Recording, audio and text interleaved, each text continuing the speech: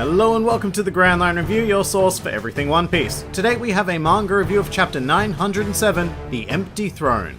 And yeah, this week is pretty damn insane, and I've got to just jump straight into it with a potential alliance between Big Mom and Kaido. This is big news of the highest order, because if this were to happen, I don't believe that there is a single power in the world that could stop them. It took the entirety of the Marines plus the Shichibukai to face but a single Yonko in the form of Whitebeard, and even then it also took Blackbeard's entire crew to take the man down. Although I do think the Marines probably would have won without Blackbeard, but only barely. The point is that the world simply cannot handle two Yonko combining their forces, which is why the Marines are quite rightfully shitting themselves during this chapter. But this development excites me a hell of a lot. At many points during the Whole Cake Island arc, I speculated that Big Mom may pack up and follow the Straw Hats to Wano. This is mainly based on the fact that we were introduced to a lot of characters like Charlotte Smoothie and Daifuku, who weren't given a single shred of development, despite being incredibly important members of the Big Mom Pirates. So I thought it would be a pretty cool idea if they all carried over into the next arc, and it looks like they'll do just that. Which also makes the really sudden ending of Whole Cake Island feel a lot more fluid, because Big Mom's part of the story hasn't concluded, it's simply changing arena. Very importantly though, when I speculated about this happening, my belief was that the Big Mom Pirates would be caught up in an engagement with Kaido, becoming enemies and sparking a war that would cripple both forces, giving Luffy's faction a chance to defeat Kaido. And maybe even Big Mom would get taken out somehow, perhaps in a very Blackbeard kills Whitebeard-esque manner, but it appears that things are going to be heading in the exact opposite direction, which is terrifying because I was already pretty skeptical about how we were going to take down the forces of a single Yonko, especially after we've seen their overwhelming power firsthand during Whole Cake Island. And now we need to deal with two? Oh my god. However, this is incredibly convenient in terms of the meta-narrative, because we now no longer need to revisit Whole Cake Island for Luffy to keep his promise of defeating Big Mom, because I think that by the end of Wano, both Big Mom and Kaido will be out of the picture, paving the way for the worst generation to take their place at the top tier of this world and seriously commence the race for Pirate King. But the thing I find most intriguing about this whole portion of the chapter is that we now have official confirmation that Big Mom and Kaido have quote-unquote history. It would seem that there used to be some form of alliance between the two of them, and I'm going to get straight to the point. They totally boned down.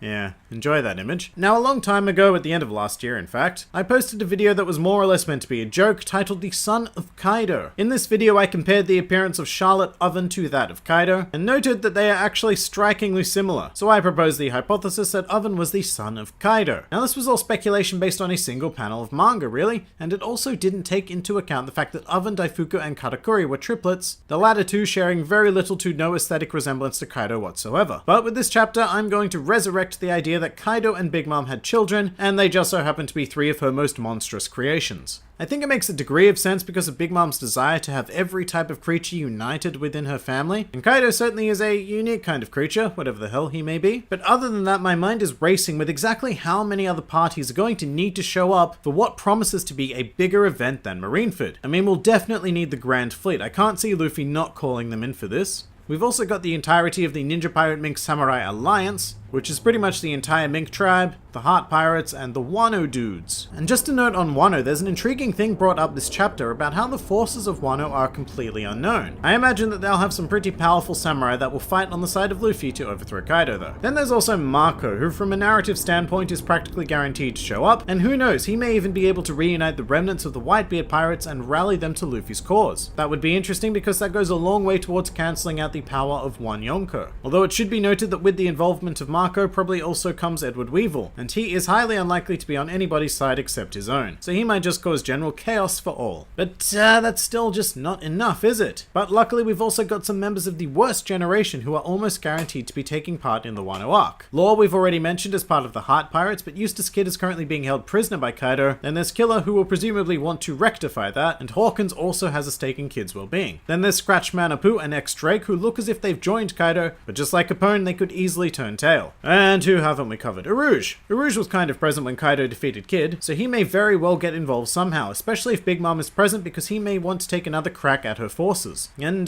Bonnie. Well, currently I have no reason for Bonnie to get involved, which is a shame because it looks like this arc is gearing up for just about every member of the worst generation to stand up and make a grand statement to the world. Even Blackbeard could show up. But I'm going to end the speculation right here because there are going to be a billion horrible text-to-music YouTube videos that you can watch containing all of those ideas. So let's pull our our heads out of the clouds temporarily and get back to the rest of this damn amazing chapter because we have hardly scratched the surface. We are going to continue the Yonko theme though by discussing the very end of the chapter where none other than Shanks meets with the Gorosei. First of all, hell yes, amazing to see Shanks, as always, but really hard to know what to make of this. Confusion is a word that comes to mind. I mean, generally it's been an accepted belief that the pirates are the enemy of the world government, particularly the Yonko who threaten to destroy everything they hold dear at any given second. But then again, Shanks is a unique individual, because I'm more or less going to presume that he has visited Raftel and knows the true history of the world. So maybe the truth of the matter is that the Gorosei themselves aren't that bad, or perhaps they're even a necessary evil. Something along those lines. Of course, the alternative is that there is a threat out there so concerning that these natural enemies are willing to put their differences aside, and that could very much have to do with the certain pirate they wish to discuss. There are two obvious options for who this may be, the first of which is Blackbeard. He is definitely plotting away in the background, collecting devil fruits, and for whatever reason destroying the base of the Revolutionary Army. Now, Shanks has been very consistently worried about Blackbeard in the series, dating back to when he tried to warn Whitebeard about him after the Enies Lobby arc. Shanks is probably one of the only individuals in this world who sees the true threat of Blackbeard, and he saw it long before the audience was even aware of it. So I can see him approaching the Gorosei to address his extreme concerns once more. I mean, let's be real, what other option does he have? Whitebeard was the only other reasonable Yonko to approach given how volatile both Big Mom and Kaido are, so this discussion could be a very last-ditch effort to turn the world's attention to Blackbeard and prevent him from becoming the Pirate King.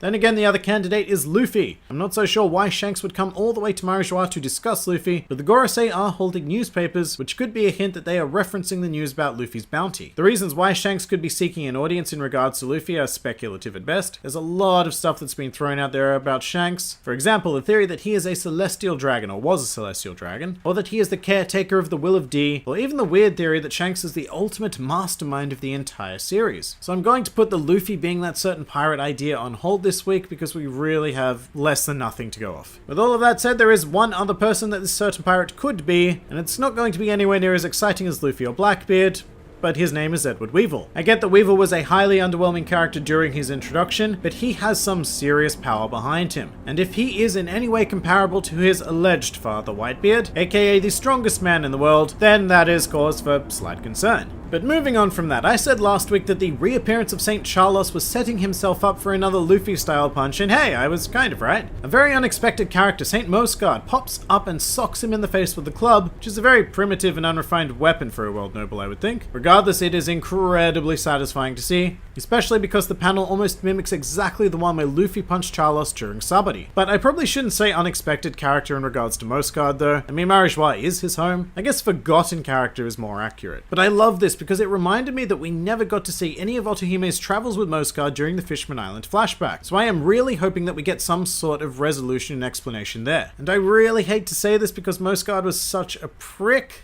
like most of the world nobles, but I kind of like him now. I love that he saved Shirahoshi, the daughter of Otohime, because even if he was only doing this to repay a debt, because remember, Otohime took a bullet for him, it shows us that Moscard has learnt some humility, and dare I say it, some value in life other than his own. It's just cool, but the other incredible thing we have here is the revelation of his full name, which is Don Quixote Moscard. This is confusing at first because it's not exactly clear where he fits in as a Don Quixote. I would say that Moscard in the Fishman Island flashback looks about the age of St. Charlos in the modern timeline. Not that I have any idea how old that is because all of the world nobles are hideously deformed in general, but I can't imagine that Charlos is much older than his mid to late 20s. So let's say Moscard was that old when he went to Fishman Island. That was 10 years ago. So he's currently mid 30s, possibly 40 now, which puts him in the same realm as Doflamingo, who is currently 41 years old. Alright, so unless Moscard is the secret child of Homing, he has got to be a cousin of Doflamingo. However, during the scene with Moscard, we were also treated to an appearance from CP0, and Kaku has finally officially been confirmed as a member. I highly enjoy his fluffy top hat. Stussy and Rob Lucci are also there, which is cool, as is the mysterious tall dude with a mask that we saw during Dressrosa. Oh, and Hattori is also looking quite fly, because he's a pigeon. But moving on to something much more important, this week One Piece suddenly became Game of Thrones with the introduction of the Empty Throne. This throne looks pretty damn magnificent. It's so simple yet incredibly detailed. I particularly like the obelisk sort of portion ascending into the heavens, which is also covered with lots of dots that look very similar to the vague parts through the Grand Line that we've seen. So this is complete speculation and bullshit, but I wonder if the throne actually contains a map of the Grand Line and the New World. Probably not, and they're just lovely dots for the hell of it, but hey, throwing it out there.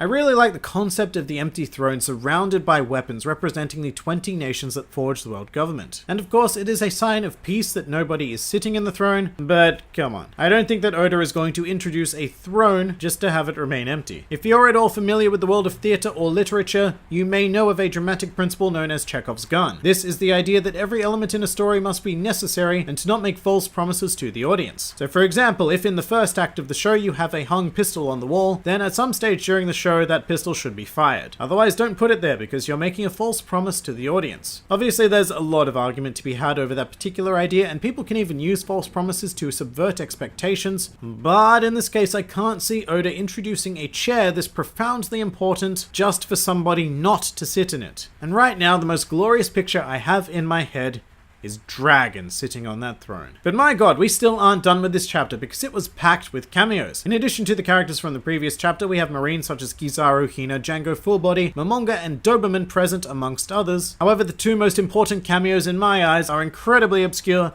and they are Momo Usagi and Chaton, literally meaning pink rabbit and brown pig. And these characters are both amazing because they sprang from the SBS section of manga volumes. When somebody asked Oda when Marine Admiral Momo Usagi would appear, and Oda then responded by drawing her and also clarifying that she is a vice admiral. These two characters also appeared in Film Gold, which was pretty amazing as well, but now they are actual proper canon characters in the series, so that person who invented Momo Usagi and asked that SBS question must be feeling pretty amazing.